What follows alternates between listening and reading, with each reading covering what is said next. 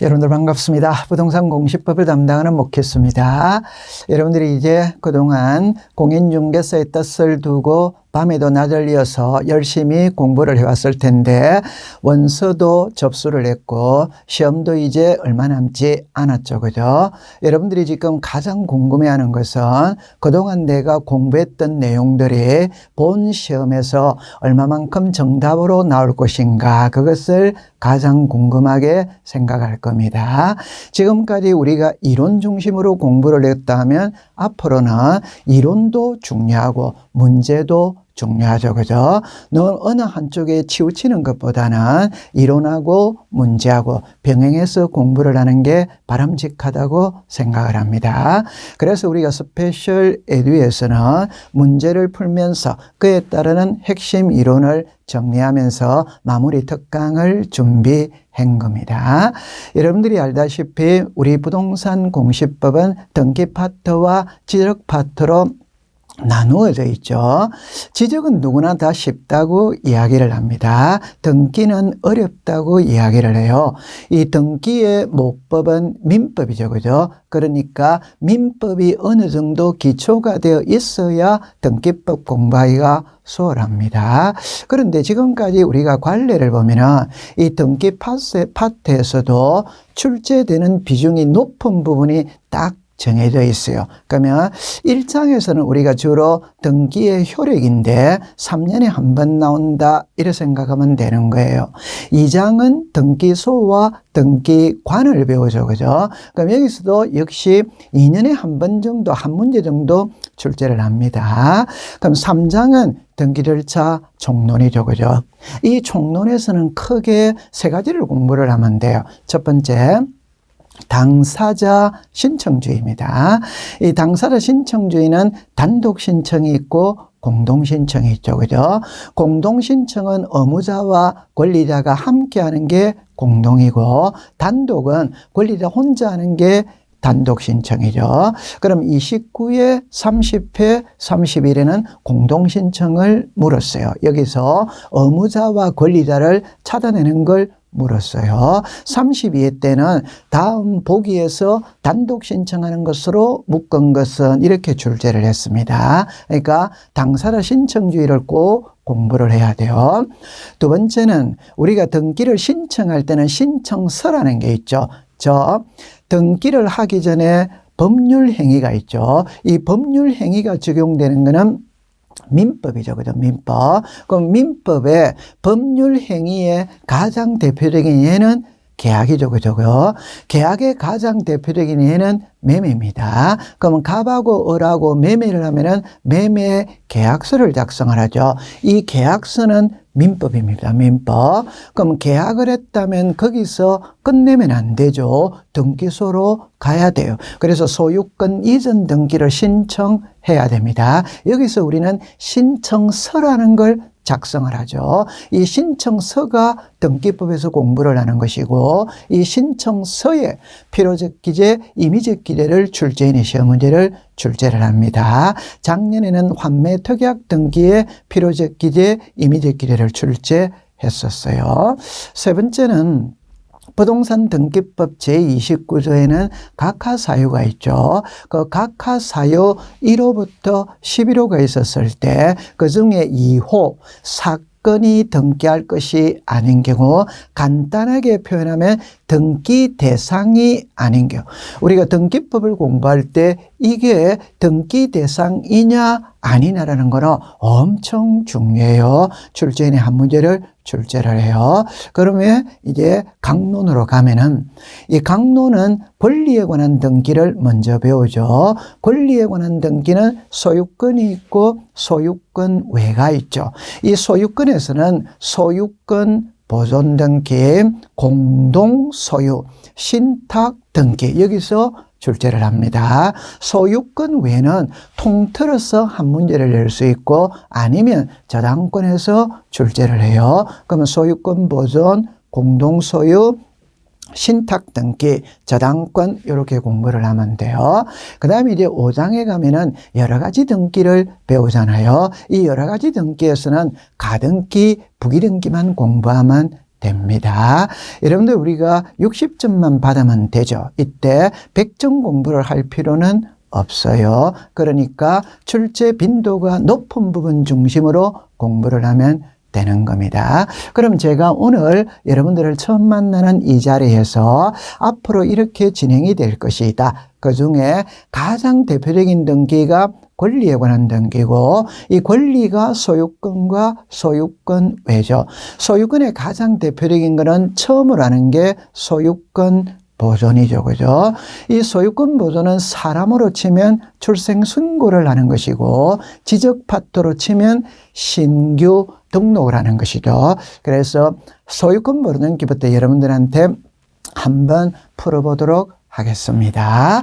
자, 1번에 보니까 소유권 보존 등기에 관한 설명으로 틀린 것 이래 나와 있죠. 1번에 자기 지분만의 소유권 보존 등기는 각하 사유에 해당한다. 오죠, 그죠? 그러면 여기서 지분의 보존 등기가 되냐, 안 되냐? 자, 여러분들, 우리가 부동산 등기법 제29조 각하 사유에 제일 중요한 게 바로 지분의 등기가 되냐, 안 되냐입니다.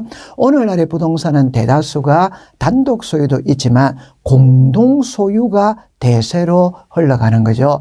그럼 공동 소유라면 지분이 있죠. 그죠? 그럼 여기에 지분의 O가 있고 지분의 X가 있거든. 그럼 지분만의 보존 등기는 안 되는 거예요. 지분의 용익권을 설정할 수는 없다. 여러분들, 용익권이라는 것은 부동산을 사용 수익하는 권리이지 지분을 사용 수익하는 권리가 아니에요.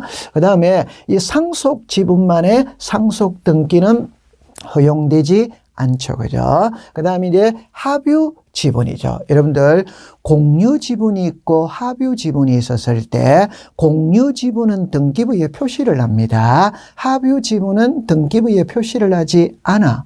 표시가 되어 있지 않기 때문에 합유 지분은 이전할 수 없다. 저당권 들어올 수 없다. 가압류 들어올 수 없다. 이렇게 되는 겁니다. 그래서 지분의 등기가 안 되는 걸 중심으로 공부를 하면 돼요. 자, 2번에 보니까 등기관이 미등기 부동산에 과세관청의 촉탁에 따라 압류 등기를 하기 위해 직권으로 소유권 보존 등기를 한다. X가 되죠. 그죠? 여기서 뭐가 X냐? 과세관청이 아니라 법원이죠. 그죠? 법원. 그래서 1번의 정답은 2번이 되는 겁니다. 그럼 이걸 여러분들이 직권 소유권 보존 등기죠. 우리가 일반적으로 소유권 보존 등기는 신청을 하죠. 그죠? 그런데 등기관이 직권으로 보존 등기하는 두 가지가 있죠. 하나는 자, 법원에 소유권에 관한 처분의 제한의 등기 촉탁이 있다면 등기관의 직권으로 보존 등기를 한다. 이거는 뒤에서 앞으로 가야 됩니다. 그 말은 처분의 제한이 뭐냐? 압류, 가압류, 가처분, 경매가 처분의 제한입니다. 그러면 압류, 가압류, 가처분, 경매가 소유권에 들어와야 됩니다. 그 다음에 법원에서 들어와야 돼요. 기타 행정기관에서 들어오면 직권 보존 등기를 하지 않습니다. 그래서 압류 등기는 제외가 되는 거예요. 압류는 세무서에서 합니다. 세무서는 법원이 아니에요. 그럼 이걸 어떻게 정리를 해볼 거냐 할 때 이렇게 한번 정리를 해볼게요. 자, 보세요. 갑이라는 사람이 새 집을 지었어요. 지었는데 아직 등기는 안 했습니다. 미등기입니다. 미등기. 이걸 을에게 매매할 수 있냐? 미등기 부동산도 매매가 되죠. 그러면 갑은 자기 명의로 보존 등기하고 을에게 소유권을 이전하면 아무 문제가 없어요. 그런데 갑이 소유권 이전 등기를 안 해주는 거예요. 안 해주니까 을이 야, 갑한테 빨리 소유권 이전 등기 해달라. 그래도 안 해주는 거예요. 그러면 을은 법원에다가 소송을 겁니다. 그죠? 그럼 소송은 언제 걸었느냐? 1월 2일 날 걸었어요. 판결서는 언제 남았느냐? 3월 1일 날 나왔다. 그러면 이 사이에 등기부에 아무런 조치를 취해놓지 않으면 등기부는 깨끗합니다. 그러면 갑은 이 부동산 다른 사람한테 매매하고 도망가면 끝장이 되는 거예요. 그러니까 을이 소송을 걸 때는 갑이 이 기간 중에 다른 사람한테 처분하지 못하도록 묶어야 돼요. 그게 가처분입니다. 그러면 을은 법원에다가 소송을 걸면서 가처분도 같이 신청을 하는 거예요. 그러면 법원에서는 가처분 등기 신청이 들어왔으니까 등기소에다가 가처분 등기를 촉탁합니다. 그러면 등기소 등기관이 이 부동산에 가처분 등기 촉탁이 들어와서 가처분 등기를 하려고 보니까 아직 등기가 안 되어 있는 거예요. 그러면 등기관이 직권으로 보존 등기하고 가처분 등기를 하게 되는 거예요. 그러면 이 등기가 갑의 명의로 등기가 되었죠. 그러나 갑이 신청을 하지 않고 등기관이 직권으로 했어요. 이게 만약 정상적인 등기라면 갑이 신청에 의해서 등기가 이루어졌다면 갑에게 등기필 정보를 작성해서 줘야 되겠죠. 그러나 이 경우에는 갑의 명의로 등기가 이루어졌지만 갑이 신청을 하지 않고 등기관이 직권을 했습니다. 따라서 갑에게는 등기필 정보를 작성하지 않고 등기 완료 통지를 하는 거예요. 그 다음에 이제 하나 더 해본다면은 이 가처분은 현재 이 부동산이 재판 중에 있다는 걸 알리는 게 가처분입니다. 그럼 재판이 끝났다면은 이 가처분은 말소를 해야 되겠죠. 그럼 이 가처분 등기가 말소가 되면 직권으로 행하여진 소유권 보존 등기도 말소가 되냐 안 되냐 이 소리거든. 이 보존 등기는 말소되지 않는 겁니다. 여러분들 그렇게 정리를 해두시면 돼요. 자, 그 다음에 3번에 이러죠. 공용부분이란 뜻을 정한 규약을 폐지한 경우 공용부분의 취득자는 지체 없이 소유권 보존 등기를 신청해야 한다. 5조. 자, 이걸 어떻게 정리를 하느냐 하면은 여러분들 공용부분은 구조상 공용부분이 있고 규약상 공용부분이 있죠. 구조상 공용부분은 등기를 하지 않습니다. 그럼 우리와 아무런 관계가 없어요. 그런데 규약상 공용부분은 등기를 하죠. 하기는 하는데 표제부밖에 없죠. 그럼 이 규약상 공용부분의 전형적인 예가 아파트에 가면은 관리사무소가 있다, 헬스장이 있다, 독서실이 있다. 이게 규약상 공용 부분입니다. 오늘날의 대다수의 아파트는 관리동이라는 게 있죠. 그죠? 그런데 나 홀로 아파트에 101호를 관리사무소로 쓸 수 있냐? 있습니다. 이거는 규약으로 정하기 나름입니다. 그런데 101호를 관리사무소로 쓰면 이 아파트 있어 보이느냐? 없어 보이느냐? 없어 보여요. 그럼 아파트 가격이 오르지 않죠. 그죠? 이때 분여의 회장이 나서는 겁니다.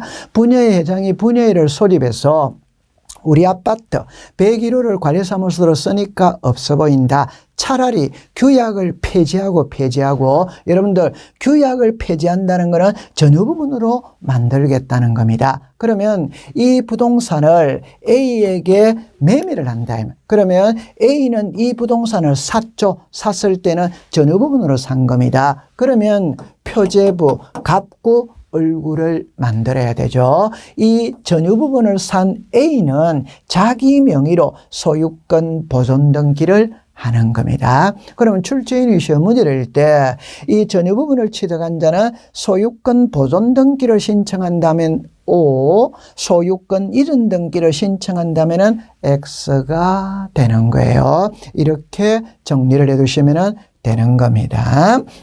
자, 그 다음에 이제 4번에 보니까 소유권 보존 등기를 신청할 때는 등기필 정보는 제공하지 않는다. 오죠. 그죠? 소유권 보존 등기는 단독 신청이죠. 단독 신청이니까 의무자가 없죠. 그러니까 등기 필정보를 제공하지 않습니다. 소유권 모르는 게는 단독이니까 의무자가 없죠. 그래서 인감증명서도 제출하지 않아요. 소유권 모르는 게는 미등기 상태에서 처음으로 하니까 아직 등기가 이루어지기 전의 상태입니다. 그러니까 제3자가 존재할 수도 없고 이해관계인이 존재할 수도 없어요. 그래서 등기필정보, 인감, 제3자의 허가동의 성락서, 이해관계인의 성락서 이런 것들은 첨부하지 않는다. 이렇게 정리를 하면 돼요. 자, 그 다음에 이제 5번에 소유권 버릇넘기를 할 때는 등기 원인과 연월일을 기록하지 않는다. 오죠, 그죠? 자, 이 문제를 어떻게 풀 거냐라면, 여러분들 등기부를 보면은 여기에 등기 원인이 있어요. 그럼 처음에 갑액에서 을로 자 정렬을 했어요. 그죠? 을액에서 병으로 상속을 했어요. 병에서 정으로 수용을 했습니다. 정에서 무로 매매를 했어요. 그 다음에 이제 무에서 정으로 진정명예회복을 원인으로 하는 소유권 이전 등기를 한 겁니다. 그럼 이거를 풀 때 어떻게 푸느냐면은 갑하고 을하고 소유권 이전 등기를 하게 된 원인이 정려다. 을에게서 병으로 소유권 이전 등기를 하게 된 원인이 상속이다. 이렇게 가는 거예요. 그러면 출제위원회 시험 문제 낼 때는 정려다, 상속이다, 수용이다, 매매다가 키가 아니고 이 날짜가 키가 되는 겁니다. 갑액에서 을로 정렬을 했죠. 그러면 요 날짜를 무슨 날짜를 쓰느냐 이런 말이죠. 그러면 계약 체결일자를 쓴다 이렇게 되네요. 아니면 효력이 발생한 날, 계약을 체결한 날 이런. 매매인 경우에는 계약을 체결한 날이 될 것이고 유정인 경우에는 사망한 날짜가 될 겁니다. 그럼 정렬은 효력이 발생한 날이 되겠죠. 그죠? 그러면 상속은 2월 1일은 피상속인의 사망일자를 기재하게 되겠죠. 수용은 요 3월 1일이 수용의 개시일이 될 겁니다. 자, 매매가 났죠. 그럼 요 4월 1일은 계약 체결일자가 될 거예요. 그래서 정려는 효력이 발생한 날, 매매는 계약을 체결한 날. 그 다음에 이제 진정명의 회복이죠. 자, 제가 여기서 말하고 싶은 거는 모든 등기는 등기 원인을 가지고 있는 거예요. 그러나 이 소유권 보존 등기에는 등기 원인이 없어요. 이 등기 원인은 몇 번부터 있느냐? 2번부터 있어요. 왜? 소유권 모르는 게는 미등기 부동산에 처음으로 하기 때문에 백지 상태에서 출발합니다. 따라서 소유권 모르는 게는 등기 원인도 없고 원인일자도 없어요. 자, 두 번째는 진정명의회복이죠. 그죠? 이 진정명의회복은 원인은 진정명의회복이죠. 진정명의회복을 원인으로 하는 소유권 이전 등기는 새로운 계약에 의한 소유권 이전이 아니기 때문에 날짜, 등기 원인일자는 기재하지 않는다. 정리를 하면은 소유권 보존 등기는 원인도 없고 원인일자도 없고 진정명의회복은 원인은 있고 원인일자가 없다. 이렇게 정리를 하면 되는 거예요. 앞으로 여러분들하고 저하고 얼마 남지 않았던 시험 기간 동안에 이론과 문제를 병행해서 마무리 특강을 같이 한번 공부를 해보도록 합니다. 제가 여러분들의 시험장에 가서 여러분들의 머릿속에서 정답이 콕콕 집어질 수 있도록 나름대로 최선을 다해서 마무리 특강을 진행해 보도록 하겠습니다. 자, 부동산 공시법에 묻겠습니다. 여러분들의 합격의 길잡이가 되어 드리도록 하겠습니다. 감사합니다.